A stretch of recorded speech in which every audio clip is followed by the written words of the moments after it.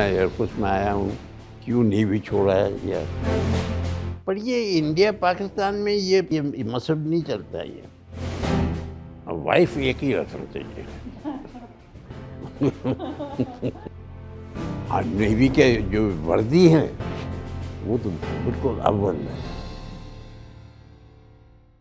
वीर गाथा में हमारे साथ आज हैं air chief marshal NC Suri, जो कि एक बहुत ही डेकोरेटेड ऑफिसर हैं। इंडिपेंडेंस से पहले पैदा हुए और उन्होंने पार्टीशन का दर्द देखा, उसके बाद फोर्सेस को ज्वाइन किया, इंडियन एयरफोर्स को ज्वाइन किया और आगे बढ़ते बढ़ते वो एयर चीफ मार्शल बने इंडियन एयरफोर्स के। सर, आप हमारे साथ हैं, हमें बड़ी खुशी है इस बात की। आपने इतना कुछ जिक्र कर दिया मेरे बारे में, ये असलियत है या नहीं मुझे पता नहीं, पर मैं ये जानता हूँ जो मुझे भगवान ने ये अपॉर्चुनिटी दी जो मैं अपना देश का सर्विस कर सकूं, और वो जितना मैं कर सका वो मैंने किया और ऑनेस्टी से। और आज इस उम्र में 92 साल के उम्र में मैं सोचता हूँ, जब मैं पीछे बचपन से आके देख रहा हूँ, खुशी है जो मैंने ये आर्म फोर्सेस में एयरफोर्स ज्वाइन की है। और मैं तो जब ये बस प्रार्थना है भगवान से, जो मर जाऊँ तो फिर अगले जन्म में भी मुझे एयरफोर्स में ही अगर नौकरी दिलवा दे तो मैं बड़ा खुश रहूँगा। सर, कैसे सोचा आपने कि आप फोर्सेस में जाएंगे या इंडियन एयरफोर्स में ही जाएंगे? मैंने सुना आप तो नेवी ज्वाइन करना चाहते थे। नेवी में तो मैंने ज्वाइन किया, कैडेट था, नेवल कैडेट था जी मैं। पर वो नेवी के हमारे भाई बहन वहाँ पे वो अजीब से हरकत करते हैं। वो मैं आज समझा रहा था, अब देखिए उनके पास गैंगवे है, वो गैंगवे को नहीं इस्तेमाल करते हैं। हम लोग के लिए वो रोप लैडर और रफ सीज में कुछ मुझे जजा नहीं। और नेवी के लाइफ मैंने सोचा ये मेरे लिए नहीं है। अब ये क्यों इस तरह सोचा, पहले क्यों मैंने सोचा जो नेवी के जो वर्दी हैं वो तो बिल्कुल अव्वल है। वो बड़े स्मार्ट लगते हैं, शायद वही जस्ट इंटरेस्ट थी। वाइट यूनिफॉर्म्स, वो मंकी जैकेट्स पहन दें, बो पहन दें तो कोई हमारा तो देख भी लेगा, स्पेशली लेडीज। अच्छा, वो बैक ऑफ माइंड में चलता होगा उस समय। कुछ क्यों। और इससे मुझे विश्वास है जो कुछ आपको करना है कोई और कंट्रोल कर रहा है, आप नहीं कर रहे हैं। वही आपको भेजता है जहाँ भी जो भेजना है। तो सर, आपने बताया नहीं कैसे आपको लगा कि मुझे जाना है, या आर्मी ही या नहीं। ये तो बस आज के जब पहले मैं Prince of Wales military college Dehradun में था। वहाँ से JSW शुरुआत की 1948 में, 1 जनवरी को वहाँ ज्वाइन किया। उस वक्त मैं नेवल कैडेट था। फिर वहाँ से एयरफोर्स में चेंज किए। और जब एक दफ़ा एयरफोर्स में वहाँ ट्रेनिंग शुरू हो गई, उसके बाद मैं कभी नहीं सोचा क्यों मैं एयरफोर्स में आया हूँ, क्यों नेवी छोड़ा है या क्यों आर्मी नहीं गया हूँ, कभी नहीं सोचा। दोस्तों के साथ के कुछ किस्से याद हैं आपको सर? नहीं, ये आपका जो एरोप्लेन है ना जी, वो आपके सिस्टम में घुस जाता है। और जब आप अकेले फ्लाई कर रहे हैं उसका लुत्फ तो मैं समझा नहीं सकता, मुझे बड़ा मुश्किल है। वो तो एक्सपीरियंस करना है आपने, अगर आप कर सके तो बड़ी अच्छी बात है। पर ये एयरलाइन में नहीं कह रहा हूँ जो अपने बैठ के इंडिगो में बैठ के या अगले सीट में बैठ के अकेले जो हमें ये एक्सपीरियंस कर रहे हैं वो नहीं नहीं नहीं, वो दूसरी चीज़ है। वो आप अकेले हैं और वो खुदा आपको ऊपर आपके साथ। फ्लाइंग इज रिस्की सर, है ना? हाँ जी, रिस्क तो है, फ्लाइंग में रिस्क तो है। हाँ जी, वो तो कितने है। कितने हमारे एक्सीडेंट्स हुए, कितने फाइटर्स गिरे, आंकड़े जो हैं हाँ जी, वो बताते हैं कि it is risky, it is a risky profession. 42 साल फ्लाइंग किए मैंने।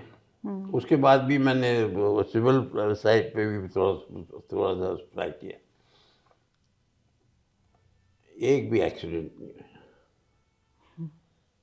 ये कुदरत की बात है, ये इसमें किसी को शाबाशी नहीं दे सकते। हाँ जी। शायद अल्लाह मियाँ ने सोचा जो इसको जब ये रहने दो तो बस। सर, आपका इंडिपेंडेंस से पहले का घर लाहौर में आपने बताया मुझे था। पहले वो मेरे पिताजी रेलवे में थे, तो हम तो ईस्टर्न सेक्टर में थे, बदरपुर। फिर वहाँ से फिरोजपुर अपने एक रिश्तेदार के साथ रह रहे थे। लाहौर में, हाँ, वो मॉडल टाउन में रेंटेड अकोमोडेशन था। 102 ई ब्लॉक, मुझे अभी तक हमको याद है। याद है। हाँ, तो वो पार्टीशन का जो दर्द है, जो जो भी घटा उस समय, वो याद है आपको? वो तो सबको याद है जिन्होंने देखा है। आपको फेस करना पड़ा था सर? नहीं, मुझे तो कुछ किसी चीज़ की फेस करने की नौबत ही नहीं आई। पर ये मैं ज़रूर कहूँगा, जो जो कुछ न्यूज़पेपर में आ रहा था, जो कोई ये वो क्या कहते हैं, वो अपना न्यूज़ रील में दिखा रहे थे या न्यूज़ में, उससे बड़ा दुख होता था। हम हिंदू और मुसलमान बिल्कुल जानवरों को जैसे एक दूसरे के पीछे पड़ गए थे। अब इससे ज़्यादा लफ्ज़ तो मैं मुझे पता नहीं और किस तरह मैं इनको रेफर करूँ। आप लोग भारत में पहले आ गए थे? हाँ जी, हम 12 से पहले आ गए थे। कितना पहले सर? 6 महीने पहले। 6 महीने पहले।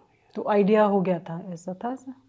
नहीं, वो तो सब ये जो जो जो हो रहा था, हरकतें हो रही थे, ये तो न्यूज़ में वो तो कहीं नहीं रोक सकते थे।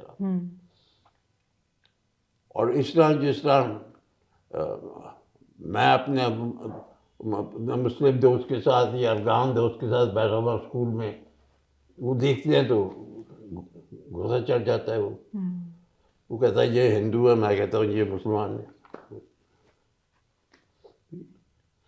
ये तो पैशन कर देते हैं। मुझे बड़ी दुख है, और ख़ास तौर दुख इस बात की है जो अभी भी इतने साल हो गए पार्टीशन से, हम दोस्ती नहीं कर सके। बस एक दूसरे को मारने को जरूर तैयार है।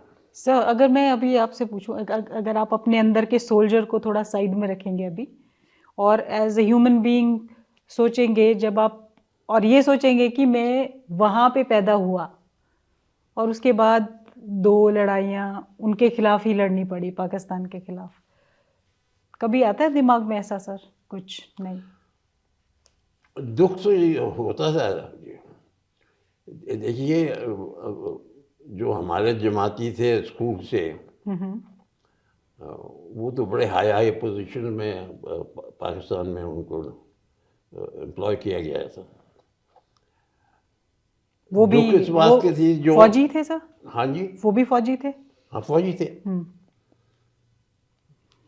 खासतौर आर्मी में। और शेरियर खान, ये आपके भोपाल के, असल तो वो शेरियर खान साहब के वहाँ के थे, और हमारे जमाती थे। जी, जमाती मतलब एक क्लास में साथ में पढ़े? हाँ जी। नहीं, शायद वो 1 साल मुझसे छोटे उम्र में थे। हाँ, शायद, हाँ। ठीक है। दुख तो होता था जो ये हमारे दोस्त थे। हम्म, और मुझे ये पता जब वो पाकिस्तान से आए थे, मैं उस वक्त वाइस चीफ था, एक पोजीशन लोअर चीफ से। मैंने उनको अपना हवाई जहाज दिया एयरफोर्स का, उनको भोपाल ले जाने का। ये कौन से ईयर की बात है सर? 91 में आई बिकेम चीफ। 90 का 1990 90। बिटवीन 90 और 91, हाँ, हाँ, ठीक है। शेरिया खान इस तरह इतने हैं। दूसरी चीज़ें होता है, पर झंझट ये है, अब क्या कर सकते हैं आप। हम्म, मेरा चौकीदार यहाँ, उसका नाम ज़हीर है, बड़ा शरीफ आदमी है। वो मुझसे बात करता रहता था, जो वो हिंदू एरिया में रह रहा है, वो बहुत खुश है। और मैं उसको समझाने की कोशिश की, जो देखिए आप ये हिंदू मुसलमान छोड़ दें, आप मक्का जाइए, वो जो सिस्टम जो हैं बिल्कुल हिंदुओं का रहेगा। वही उस तरह ही चक्कर लगाते हैं अराउंड द मक्का। जैसे हम परिक्रमा हाँ करते हैं। हाँ जी, बिल्कुल कोई डिफरेंस है नहीं। अब देखिए ये अब कुरान शरीफ में एक तो मोहम्मद अली का कुरान शरीफ था, वो शायद वो राइट्स के टाइम में लिखा हुआ गया। पर दूसरा अगर आप ये जिस तरह अभी आपको मैं दिखाऊंगा, जो किंग ऑफ सऊदी अरेबिया का जो उसमें लफ्जाती दूसरे हैं। पर ये इन चीज़ों में कौन क्या कह सकता है। देखिए एक सेक्शन है, ये हमारे जो प्रीस्ट हैं, पंडित हैं, मौलवीज हैं, इनने भी तो नौकरी करनी है। तो जब अगर हम सब इकट्ठे में ये गले मिलते रहे तो उनको कौन देखेगा। जी सर, अब इतने मेजर वॉर्स जो हुए वो आप सारे आपने देखे हैं, सब में पार्टिसिपेट किया, 62, 65, 71। सो एक सुपर वेटरन से मैं इस टाइम बात कर रही हूँ। तो क्या क्या एक्सपीरियंसेस रहे सर आपके 62 की युद्ध में? किस तरीके से आपने पार्टिसिपेट किया था? 65 में कैसे पार्टिसिपेट किया था? 62 से शुरू करते हैं। आपकी इजाज़त हो ये अंग्रेजी में मैं बोलूँगा इसका। ठीक। These wars that were fought, I fought as a commitment to my nation. It was not that I am fighting a Muslim or a Hindu. It was India, Pakistan, two different countries.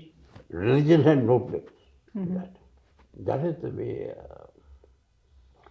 I looked at it. Because मुझे बचपन से ये You're talking about 65 sir? मैं सब Wars का कह रहा हूँ। अच्छा। 71 का इसमें कभी इस तरह नहीं सोचा जो मुसलमान नहीं, पाकिस्तान। वो पाकिस्तानी मुसलमान हुए वो तो दूसरी बात है। वो हिंदू भी हैं वो पाकिस्तान में। तो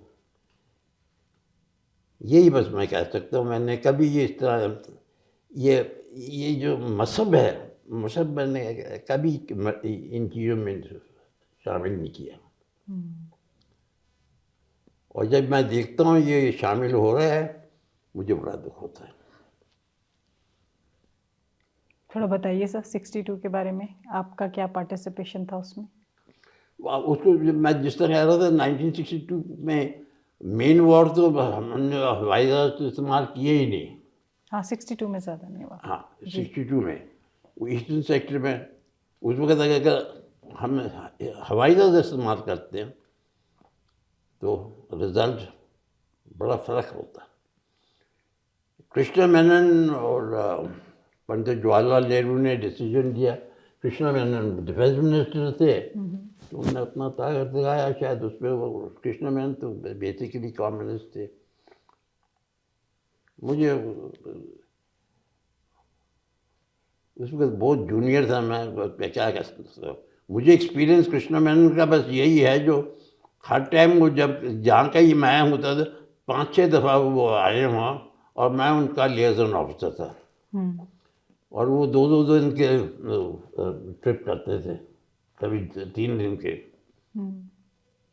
तो 3 दिन उनका सेवा करना पड़ता था। 65 से क्या याद है सर आपको? 65 में हलवारा से ये स्क्वाड्रन में था वहाँ। तब आप क्या थे सर, विंग कमांडर? उस वक्त मैं उसको विंग कमांडर था। 65 हाँ जी।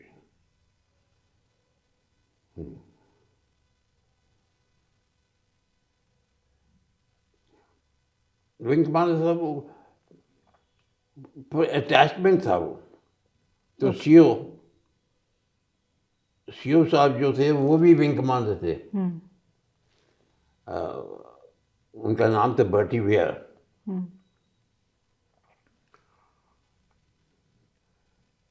वहाँ पे लड़ाई के वक्त किसी को टाइम नहीं मिलता जो बैठ के जिक्र करें इन चीज़ों का। सब अपने ख्यालात में रहते थे, कल क्या होने वाला है, रात को क्या होने वाला है, उस वक्त दूसरों से सोचों में रहते। उसका तो मैं ज़्यादा जिक्र नहीं कर सकता हूँ। पर मैं बड़ा खुश हूँ जो मुझे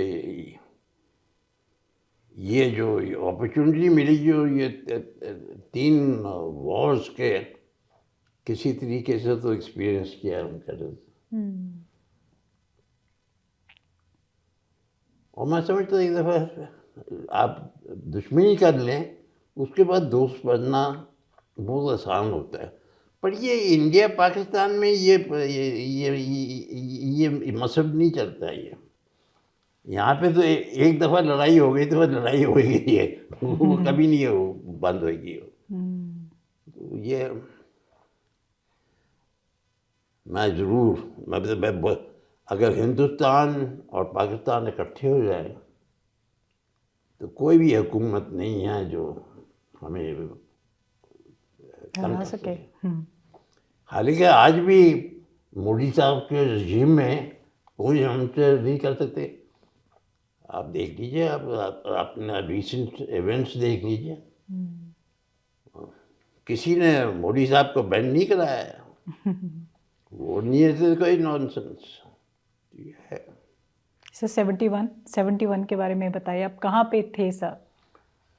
71 में मैं पठानकोट में था। अब मैं स्क्वाड्रन को कमांड कर रहा था जी। कमांड का मतलब ये है जो सब आपके हवाई जहाज और जितने पायलट्स, लड़ाकू पायलट्स हैं, और सब आपके कंट्रोल में हैं। आप उनको अपने साथ ले जाते हैं या अलग अलग सेक्शन में जाते हैं, पर आप जरूर उनके साथ शामिल रहते हैं। जी। तो आपने क्या ऑर्डर्स दिए थे उनको, क्या था आपका उसमें? जितने टारगेट दिए उनने वो पाकिस्तान में जी। वो क्लोज सपोर्ट के टारगेट थे, ऑयल रिफाइनरी के टारगेट्स थे, स्टोरेज डंप्स थे, आर्टिलरी पोजीशन थे। ये सब इशुगल कनाल का भी एरिया के, लाहौर का एरिया, खेम कलन एरिया। जी। लड़ाई दूसरी चीज़ है। उस वक्त आप नहीं सोचते हैं मसब किसका क्या है। उस वक्त तो वैसे वो दुश्मन है, दुश्मन से लड़ाई करनी। सर कितने तरीके के एयरक्राफ्ट आपने उड़ाए हैं अब तक, और सबसे ज़्यादा कौन सा उड़ाया है? पहले तो मैंने 84 टाइप्स ऑफ एयरक्राफ्ट उड़ाए हैं। और जब मैं एयरक्रू एग्जामिनिंग बोर्ड में था उस वक्त कोई मुझे नहीं कह सकता था ये हवाई जहाज क्यों चला रहे हो, वो क्यों। वो आप डिसीजन ले लेते। जी। जब चीफ बन गया तो किसी का तो हिम्मत नहीं होता जो कहने को जो नहीं कह सकते हैं आप। तो मैं तो बस साइन करके उनके साथ एक पायलट एक्सपीरियंस पायलट साथ और वो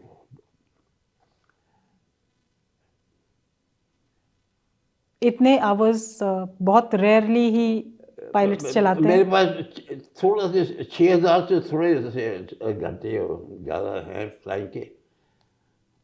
84 टाइप्स ऑफ एयरक्राफ्ट फ्लाई किया। हाँ, एक ही स्पेशल है, मेरा एक्सीडेंट एक भी नहीं हुआ। वो फोर्स लैंडिंग्स हुए, वो ट्रेनिंग एयरक्राफ्ट में ये वो, पर डैमेज ना एयरक्राफ्ट को है ना मुझे हुआ।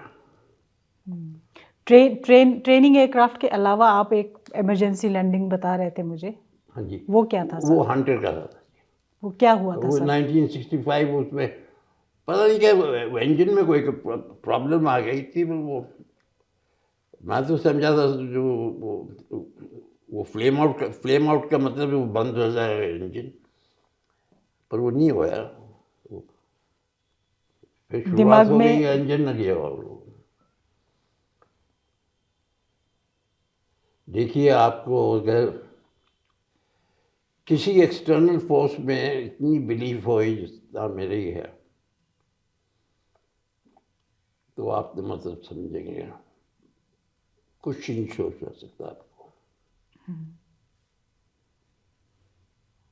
जी।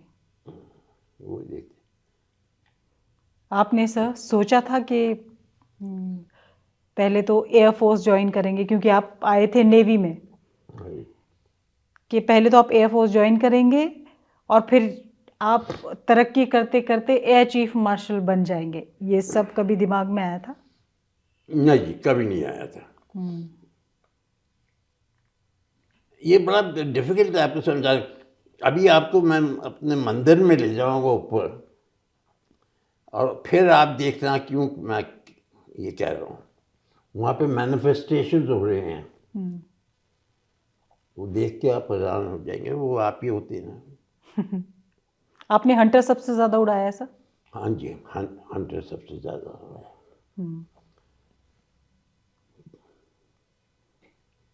और हालांकि इराक में जब वहाँ पे मैं चीफ इंस्ट्रक्टर था, वहाँ पे भी कोई 8 या 10 टाइप्स ऑफ हवाई जहाज उड़ाए थे। और वहाँ पर इराक में शुरुआत उन्होंने की थी वो रोड पे टेक ऑफ करना। अच्छा। बगदाद से।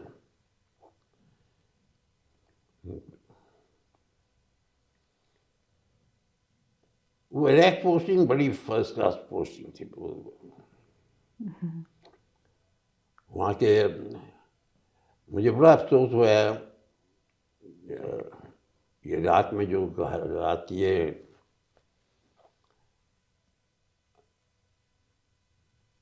बात पार्टी का डर तो सबको था, पर जिस तरह से उसको मारा प्रेसिडेंट को, मैं समझता हूँ वो ठीक नहीं था। कदर करना पड़ता है, करना चाहिए।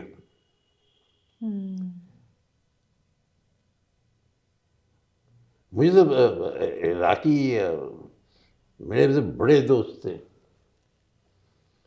उनके साथ आप अगर अड़क पीजिए तो वो हमेशा आपके दोस्त बन जाते हैं। जैसा ये ईरान में उनका, पता नहीं आपने वो शीश कबाब देखा? वो शीश कबाब मुँह में डालिए, वो बिल्कुल मलाई के जैसे वो पिघल जाते हैं। अच्छा। ये खासियत। और ईरान में तो वहाँ पे जूती पहनने का तो चांस ही नहीं मिलता था। वो सब कार्पेटेड एरियाज हैं, एक जगह से दूसरा, और वहाँ पे अल्लाह मियाँ का सब वो शिया जो बड़े स्टॉन्च हैं उसमें। जी। आपका जो टेन्योर रहा as air chief marshal sir, उसमें आपको सबसे ज़्यादा मेमोरेबल डिसीजंस आपके क्या रहे? क्या लगता है आपको कि सबसे ज़्यादा जो आपको अब तक याद है और आपको उसकी सेटिस्फैक्शन भी है कि हाँ मैंने ये किया तो बहुत इंडक्शन ऑफ वुमेन, जो वुमेन को मैंने इंडक्ट किया एयरफोर्स में। आप बता रहे शु- पहली बार था। हाँ, पहली बार स्टार्ट किया एडमिन ब्रांच से, फिर उनको फ्लाइंग ब्रांच पे मैं रिटायर करने के पहले स्टार्ट करती थी। और गवर्नमेंट के साथ, हुकूमत के साथ ये अंडरस्टैंडिंग थी कि अगर ये इसमें सफल हो जाए तो सारे ब्रांचेस ओपन करना चाहिए वुमेन को। और आज यही है। आपको डाउट नहीं हुआ सर?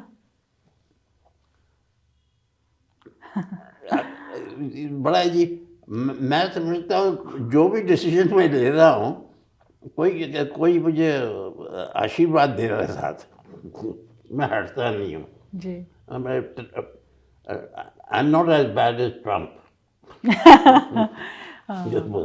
मैं हटता नहीं हूँ उससे, बिकॉज मैं सोच के करता हूँ।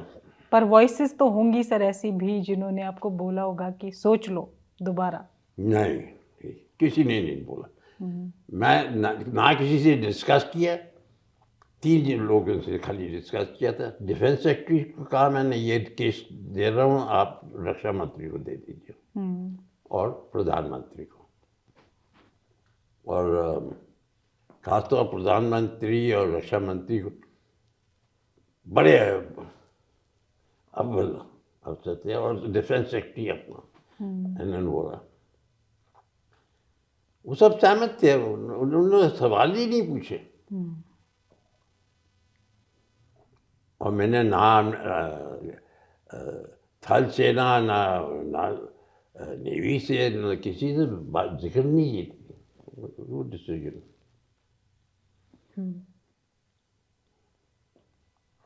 और शुरुआत में 12 वैकेंसी थे एडमिनिस्ट्रेटिव ब्रांच में, और एप्लीकेंट्स 20,000 से ज़्यादा आए थे। पर वो नावल था, वो जो ये तो सबसे बेस्ट वुमेन आ गए थे आगे। और जो सिलेक्शन बोर्ड में पहला बैच जो गया था,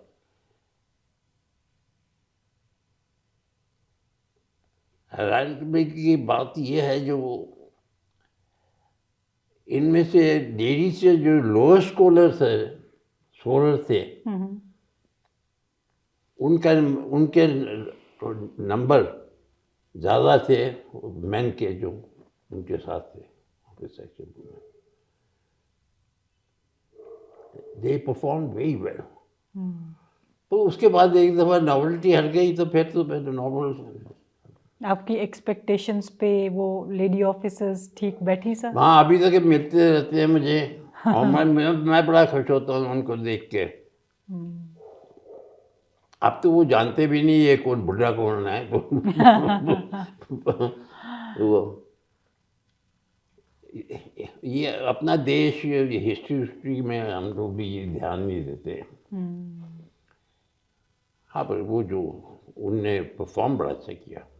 हिस्टोरिकल डिसीजन है सर। जो कुछ थे इसके अलावा ये था, एयरफोर्स सॉन्ग उन्होंने इंट्रोड्यूस किए थे, थोड़े से और चीज़ें इंट्रोड्यूस किए थे।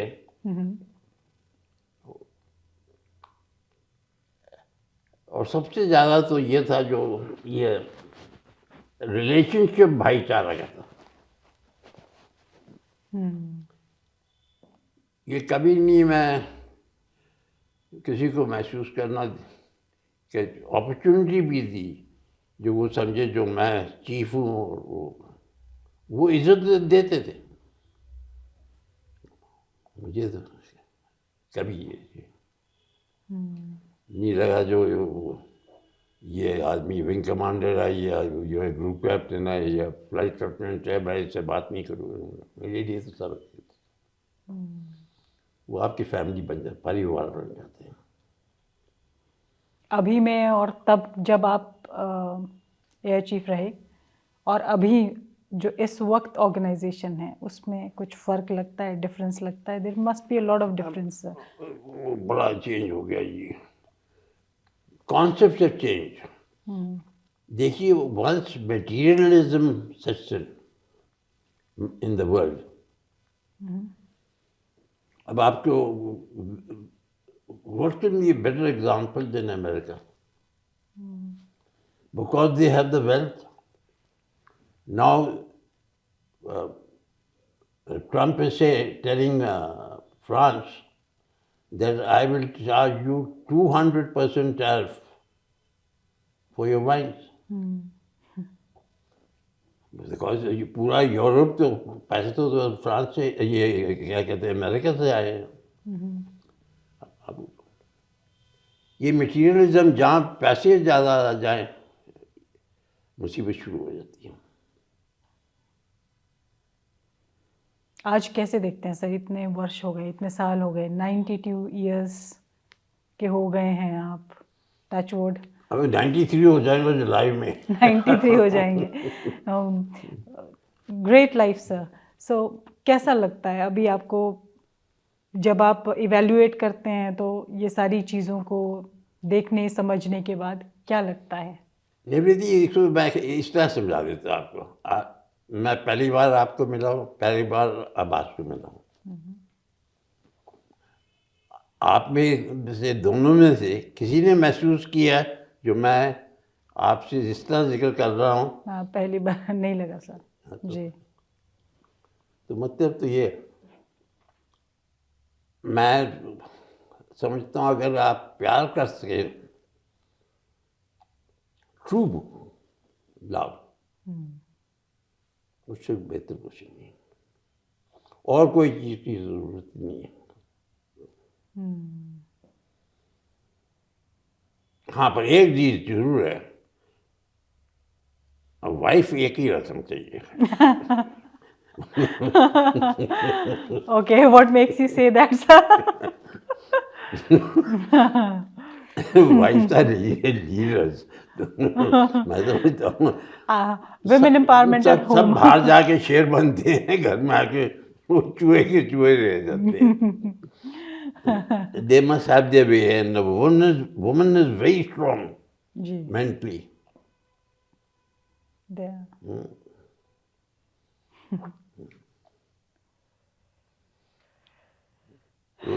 सो घर में ये मेंटली स्ट्रॉन्ग वुमेन अच्छी है या खराब है? मतलब mentally strong women at home. निवृत्ति, मैं ये आपको कह रहा था, तो मैं तो कभी आपको मिला नहीं था। हाँ जी। मैं ये इंटरव्यू देना ही नहीं चाह रहा था। मुझे पर पता नहीं क्यों आपने पता नहीं कोई फोर्स लगा दिया ऊपर से, तो करना यस बोलना बोल दिया। Thank you sir, I am grateful. Thank you. So हमारे साथ आज बात कर रहे थे air chief marshal NC Suri, और उनका ये जो संदेश है, जो 92 वर्ष की उम्र में पूरे एक्सपीरियंस गेन करने के बाद, ज़िंदगी का एक पूरा तजुर्बा गेन करने के बाद उन्होंने हमको दिया है, यंगस्टर्स को दिया है, वो है प्यार करो, और प्यार से बेहतर दुनिया में कोई भी चीज़ नहीं है sir. And this reminds me of a song, salient Dion का एक सॉन्ग है जिसमें वो कहते हैं कि the greatest thing you'll ever learn is just to love and be loved in return. So this is how we can conclude, sir, or you want to say something? No, I just want to say, you know, I have made an acronym for love. Life of Visual Enlightenment. LOVE. Love का ये मैंने नहीं है जो I love you, ये प्रेम महसूस करना सबके लिए। जी। You have to feel it. So it should show in that person's personality, it should show in the way he talks, the way he reacts to you, that there is something which is known as that all of us are born equal with God. There is no one who is higher, no one is lower. That's how I feel. And thank you very much. Thank you, sir. It was pleasure talking to you, and it was a real great honor, sir. Thank you. Thank you. Nivriti Mohan, News 9.